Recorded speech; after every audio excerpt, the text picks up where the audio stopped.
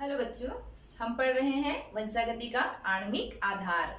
हमने देखा कि विभिन्न प्रयोगों से यह प्रमाणित हो चुका है कि डीएनए अणु जो होता है यही आनुवंशिक गुणों को एक पीढ़ी से दूसरी पीढ़ी में ले जाने का कार्य करता है। तो एक आनुवंशिक पदार्थ जो होता है इसके क्या गुण होते हैं? तो इनका सबसे पहला और महत्वपूर्ण गुण जो होता है वो यह होता है कि यह अपने जैसा ही एक दूसरी संरचना का निर्माण कर सकता है। अर्थात जो आनुवंशिक पदार्थ होते हैं वह अपने जैसा ही आनुवंशिक पदार्थ निर्मित कर सकते हैं। इसको कहा जाता है द्विगुणन की प्रक्रिया या प्रतिकृतिकरण की प्रक्रिया। तो डीएनए जो होता है ये भी एक आनुवंशिक पदार्थ होता है और इनमें भी पाया जाता है द्विगुणन। तो डीएनए का द्विगुणन किस प्रकार से होता है, चलिए हम इसका अध्ययन कर लेते हैं। द्विगुणन या इसको और एक नाम से जाना जाता है प्रतिकृतिकरण, अंग्रेजी में कहा जाता है रेप्लिकेशन। तो एक डीएनए जो होता है वह पहले अपनी स्वयं की प्रतिकृति बनाएगा और उसके बाद में एक कोशिका विभाजन करती है। तो डीएनए का द्विगुणन जो होता है वह होता है कोशिका विभाजन में। जब एक कोशिका विभाजन करती है उसके पहले ही डीएनए जो होता है उसका द्विगुणन होता है। तो हमने कोशिका चक्र पढ़ा हुआ था। कोशिका चक्र में एस फेज होते हैं और इसी एस फेज में डीएनए जो होता है उसका द्विगुणन होता है। तो डीएनए के द्विगुणन में होता क्या है कि अगर एक कोशिका में एक डीएनए उपस्थित है, यह डीएनए जो होगा वह दो भागों में बढ़ जाएगा। अर्थात एक डीएनए से दूसरा डीएनए जो होगा उसका निर्माण हो जाएगा इस प्रकार से। और जब कोशिका बटेगी तो एक कोशिका में एक डीएनए और दूसरी कोशिका में दूसरा डीएनए जो होगा वो चला जाएगा। तो ये हो गया डीएनए का द्विगुणन। तो डीएनए का द्विगुणन जो होता है उसके लिए वाटसन और क्रिक ने एक अर्ध संरक्षी विधि प्रतिपादित किया है। इसको कहा जाता है सेमी कंजर्वेटिव मेथड। यह मेथड यह कहता है कि जब डीएनए का द्विगुणन होता है तो जब एक डीएनए जो होता है उसका एक श्रृंखला होता है और नया बना हुआ जो डीएनए होता है उसमें एक दूसरी श्रृंखला के रूप में उपस्थित होता है।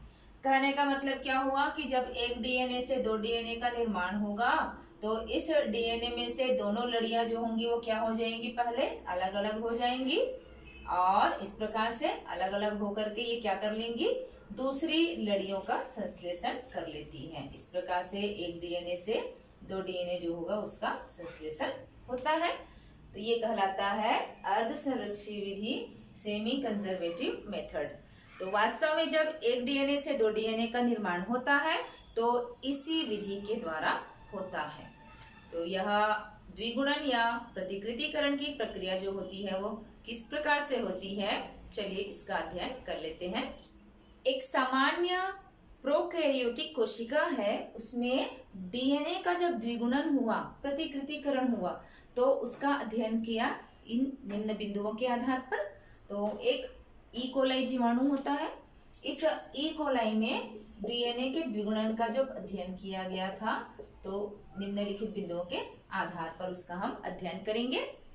ई-कोलाई जो है वो एक प्रोकैरियोटिक कोशिका है, जबकि डीएनए का द्विगुणन जो होता है वह यूकैरियोटिक में भी होता है। तो चलिए देखते हैं कि डीएनए जो होता है उसका प्रतिकृतिकरण जो होता है वो किस प्रकार से होता है। एक सामान्य ई-कोलाई जीवाणु जो कि एक प्रोकैरियोटिक कोशिका वाला जीव होता है, इनमें डीएनए के द्विगुणन का जो अध्ययन किया गया था उसमें निम्न बिंदुओं के आधार पर अध्ययन किया गया था। तो इसमें क्या होता है, सबसे पहला पॉइंट जो है वह है समारंभन बिंदु का अभिज्ञान। समारंभन बिंदु, समारंभन बिंदु वह पॉइंट होता है, वह स्थान होता है जहां से एक डीएनए जो होते हैं उसके दोनों सूत्र जो होते हैं अलग होते हैं और वहीं से दूसरा उनका पूरक धागा जो होगा, सूत्र जो होगा वो बनना आरंभ होता है, तो वो समारंभन बिंदु कहलाता है। समारंभन बिंदु जो होते हैं ये भी डीएनए के जो विशेष न्यूक्लियोटाइड क्रम होते हैं वही स्थान होते हैं। तो एक डीएनए जो होता है इसका विशेष स्थान जो होगा वही समारंभन बिंदु के रूप में जाना जाएगा। ये समारंभन बिंदु जो होगा इसको ORI भी कहा जाता है, ओरिजिन पॉइंट के रूप में समारंभन बिंदु को। समारंभन बिंदु जहां पर भी शुरू होता है, याद रखिएगा प्रोकैरियोटिक कोशिका जब होगी तो इनके डीएनए में एक ही समारंभन बिंदु बनता है और यूकैरियोटिक जो कोशिकाएं होती है, क्योंकि यूकैरियोट्स का डीएनए जो होता है वह प्रोकैरियोटिक की तुलना में ज्यादा लंबी होती है, इसीलिए यूकैरियोट्स में समारंभन बिंदु जो होते हैं वे एक से अधिक हो सकते हैं। तो एक प्रोकैरियोटिक कोशिका जो है इकोलाई में, इसमें एक समारंभन बिंदु जो है वो निर्मित होगा।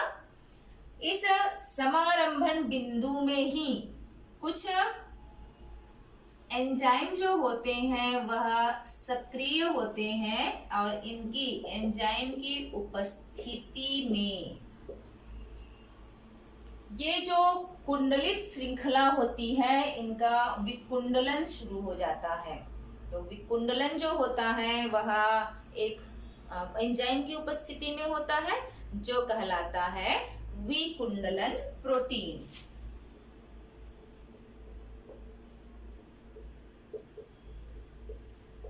जैसे आपने क्या एक लकड़ी है, इसमें अगर आपने रस्सी या धागा को इस प्रकार से लपेटा हुआ है तो अब आप उसको क्या कर सकते हैं, खोलेंगे। तो ये खोलना जो होता है ये कहलाता है विकुंडलन, मतलब उनमें जो फोल्ड है उसको क्या कर रहे हैं आप, खोल रहे हैं। तो यहाँ पर क्या हो रहा है, विकुंडलन की क्रिया हो रही है। विकुंडलन प्रोटीन की सहायता से डीएनए के कुंडल जो होते हैं, जो फोल्ड जो होते हैं, जो वलन जो होते हैं वो क्या होना शुरू हो जाते हैं, खुलना शुरू हो जाते हैं, अनफोल्ड होना शुरू हो जाते हैं। इस प्रकार से यहाँ पर ये जब अनफोल्ड हो रहे हैं, विकुंडलन शुरू हो गया है इनमें, तो ये वापस फिर से कुंडलित ना हो जाए, फिर से इनमें कुंडलन ना हो जाए, इसके लिए यहाँ पर उपस्थित होता है एक और एंजाइम जो कहलाता है कुंडल अस्थायी प्रोटीन। कुंडल अस्थायी प्रोटीन जो होता है वो क्या करता है, इनको वापस कुंडलित होने से रोकने का कार्य करता है। तीसरा एंजाइम होता है यहाँ पर जो कहलाता है डीएनए गायरेज। डीएनए गायरेज जो होता है, जब एक तरफ से फोल्ड जो है वह खुलना शुरू हो गया लेकिन वह अंतिम छोर में तो आपस में कैसे है, कुंडलित अवस्था में ही है, इस प्रकार से। तो यहाँ पर और इधर भी अति कुंडलन ना हो जाए, इसीलिए क्या होता है, अति कुंडलन को रोकने के लिए ही डीएनए गायरेज जो होता है इनमें ऐंठन ना आ जाए, इसको कम करने के लिए, इनमें तनाव ना हो, इसके लिए डीएनए गायरेज जो होता है वो कार्य करता है। तो इस प्रकार से जब समारंभन बिंदु का भी ज्ञान हो तो उस समय ये तीनों प्रोटीन जो होते हैं वो क्रियाशील होते हैं और इस प्रकार अपना अपना कार्य करते हैं। दूसरा है आरएनए प्राइमर का निर्माण।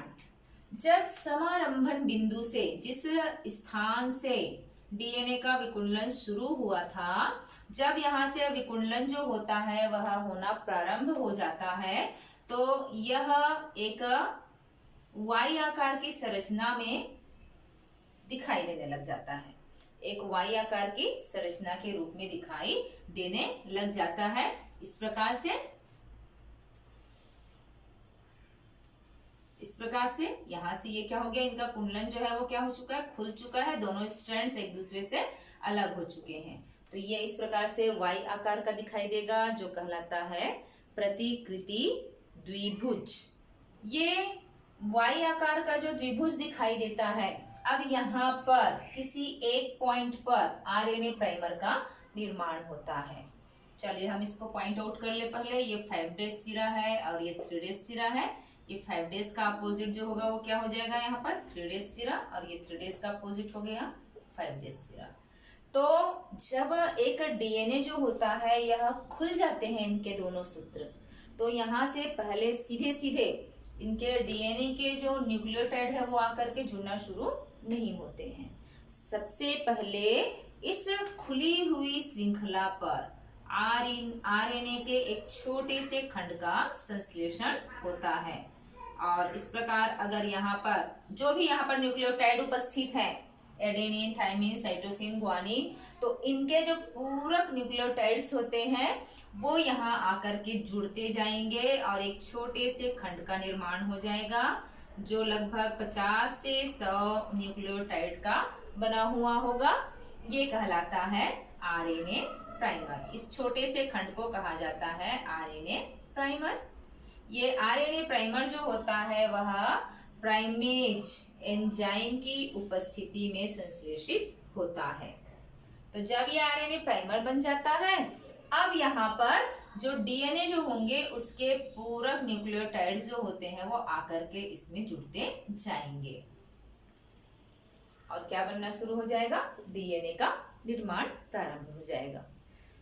डीएनए जो बनना शुरू होता है वो बनता है एक एंजाइम की उपस्थिति में जो कहलाता है डीएनए पॉलीमरेज। ये एंजाइम होता है डीएनए पॉलीमरेज। ये डीएनए पॉलीमरेज जो होते हैं इसके 2-3 भाग होते हैं, 1 होता है, 2 होता है और 3 होता है। तो ये तीनों जो होते हैं वो एक्टिव होते हैं, सक्रिय होते हैं डीएनए पॉलीमरेज। और जिस स्थान पर ये द्विगुणन की प्रक्रिया हो रही है वहां पर उपस्थित पूरक न्यूक्लियोटाइड जो होते हैं, पूरक न्यूक्लियोटाइड क्या है, जो न्यूक्लियोटाइड यहाँ उपस्थित होंगे, यहाँ उपस्थित जितने भी न्यूक्लियोटाइड है, मान लीजिए कि यहाँ पर एडेनिन उपस्थित है, इस प्रकार से अगर एडेनिन उपस्थित है तो इसका पूरक न्यूक्लियोटाइड क्या हो जाएगा, थाइमिन हो जाएगा। ये थाइमिन जो होगा वह इस एडेनिन के साथ आकर के क्या हो जाएगा, हाइड्रोजन बॉन्ड बना लेगा, इसके साथ में हाइड्रोजन बंध बन जाएंगे। किसकी उपस्थिति में, डीएनए पॉलीमरेज की उपस्थिति में। तो डीएनए पॉलीमरेज जो होगा वो क्या करना शुरू कर दे रहा है, एक श्रृंखला जो बनी हुई है उसी के पूरक श्रृंखला का निर्माण प्रारंभ करना शुरू कर दिया जब आरएनए प्राइमर बन चुका है।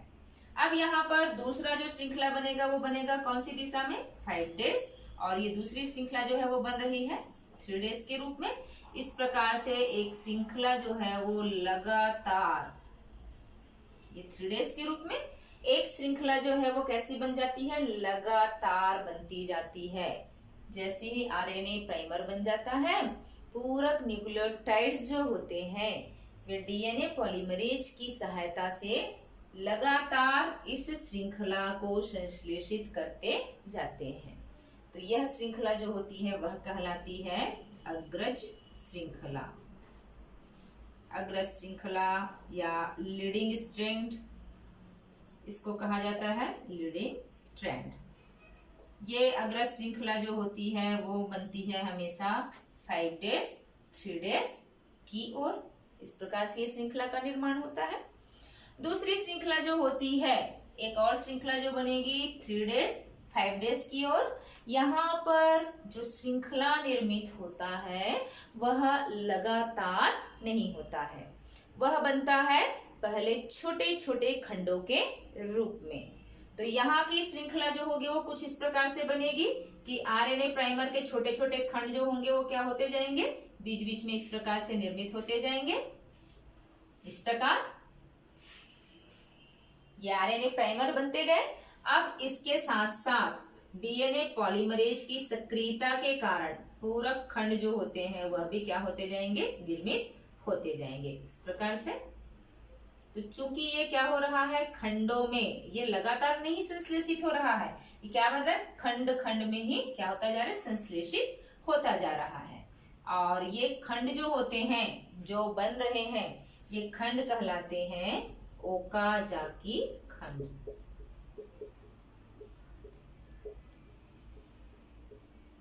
ये खंड कहलाते हैं ओकाजाकी खंड, और ये ओकाजाकी ने खोजा हुआ था, इसीलिए इसके नाम पर दिया हुआ है। ये खंड जो होते हैं वह पूरक न्यूक्लियोटाइड्स जो होते हैं उसके खंड होते हैं। इसमें से मोस्टली जो है वो ये आरएनए प्राइमर है, इसको भी हम आरएनए प्राइमर अगर कह दें तो इस प्रकार ये भी आरएनए प्राइमर है, और इसके साथ साथ डीएनए जो है वह भी संश्लेषित होता जा रहा है इस प्रकार से। ओकाजाकी खंड जब निर्मित हो जाते हैं तो यह बनते हैं 3 डेज 5 डेज सिरे की ओर। 3 डेज 5 डेज सिरे की ओर बन रहे हैं ये। तो डीएनए की जिस श्रृंखला में छोटे छोटे फ्रेगमेंट्स बने हैं, छोटे छोटे ओकाजाकी खंडों का निर्माण हुआ है, यह श्रृंखला जो होती है वह कहलाती है पश्चगामी श्रृंखला, या इसको कहा जाता है लैगिंग स्ट्रैंड।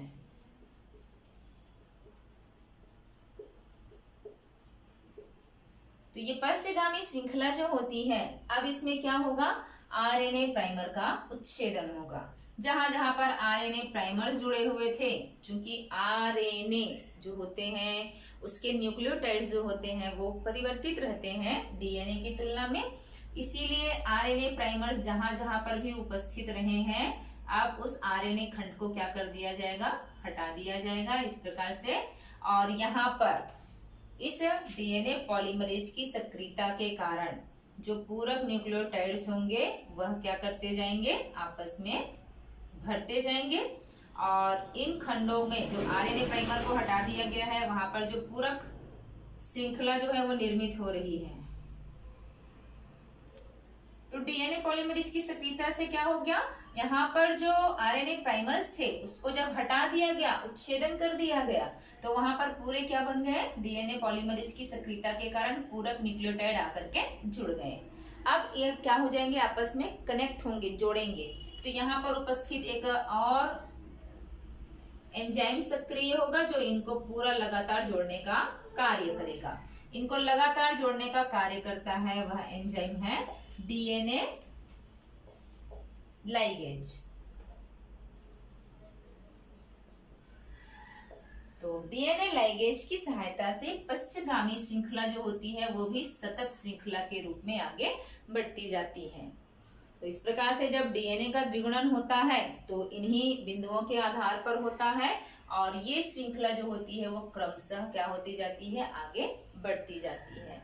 और जब जब ये श्रृंखला आगे बढ़ती जाएगी तो ये क्या हो जाएंगी, 2 श्रृंखलाओं में डिवाइड हो जाएंगी, 2 अलग अलग श्रृंखला बन जाएंगी, और ये दोनों श्रृंखलाएं जो होंगी वह इसमें से एक जो श्रृंखला होगा वह जनक के समान होगा, पुराना, और इसका भी एक श्रृंखला जो है वो कैसा है, जनक के समान है, पुराना वाला श्रृंखला, और दूसरी श्रृंखला जो है वह कौन सी है, नई बनी, नए संश्लेषित श्रृंखला के रूप में है, और इसी विधि को कहा जाता है अर्ध संरक्षी विधि।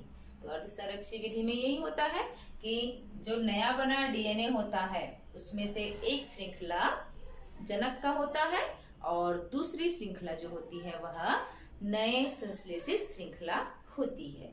तो जितने भी जीवधारी हैं इनमें डीएनए का जो प्रतिकृतिकरण होता है, जो द्विगुणन होता है, वह इसी प्रकार से होता है। एक डीएनए जो होता है इसका द्विगुणन जो होता है वह अर्ध संरक्षी विधि से होता है, अर्थात नया बना डीएनए जो होता है उसमें एक श्रृंखला जनक की और दूसरी श्रृंखला जो होती है वो नई निर्मित होती है।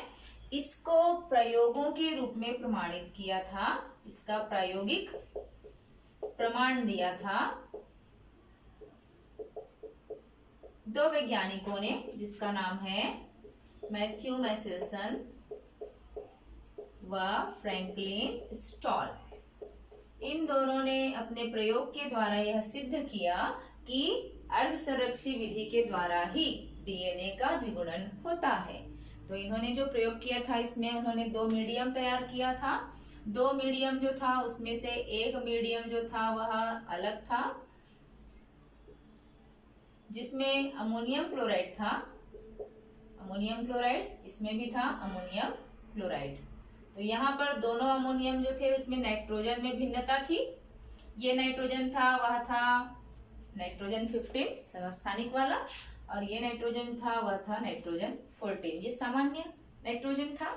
यहाँ पर इन दोनों नाइट्रोजनों को क्या किया जा सकता है, पृथक किया जा सकता है अपकेंद्रीकरण करके, और इनकी घनत्व प्रवणता के आधार पर अपकेंद्रीकरण में ये अलग अलग स्थान पर प्राप्त होते हैं।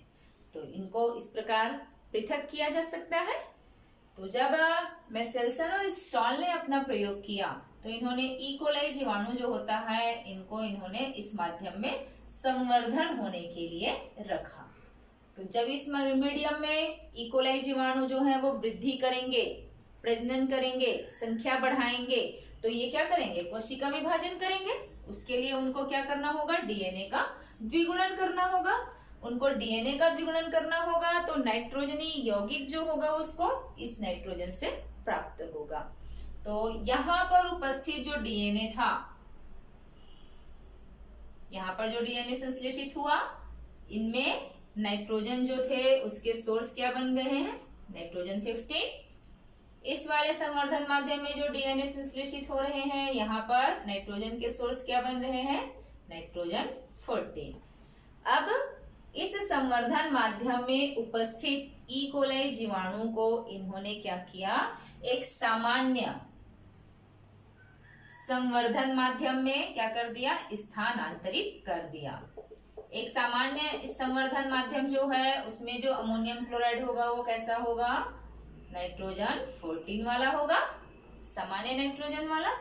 अब यहाँ पर जो इकोलाई विकसित हुए हैं, इसके डीएनए अणु को जब स्टडी किया गया, अध्ययन किया गया, तो प्राप्त हुआ था एक भारी प्रवणता वाला डीएनए और एक था उसकी तुलना में हल्की।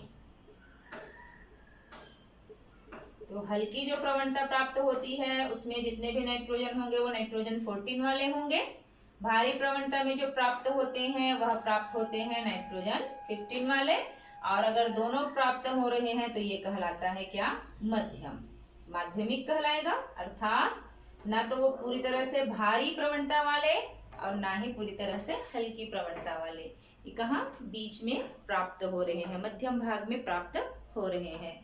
तो इसी से निष्कर्ष निकाला गया कि जो भी डीएनए संश्लेषित हो रहे हैं उसमें से 50% स्ट्रैंड्स जो है या नाइट्रोजन जो है वह नाइट्रोजन 15 वाले हैं, जबकि 50% जो नाइट्रोजन उपस्थित है उस डीएनए स्ट्रैंड्स में वह है नाइट्रोजन 14 वाले।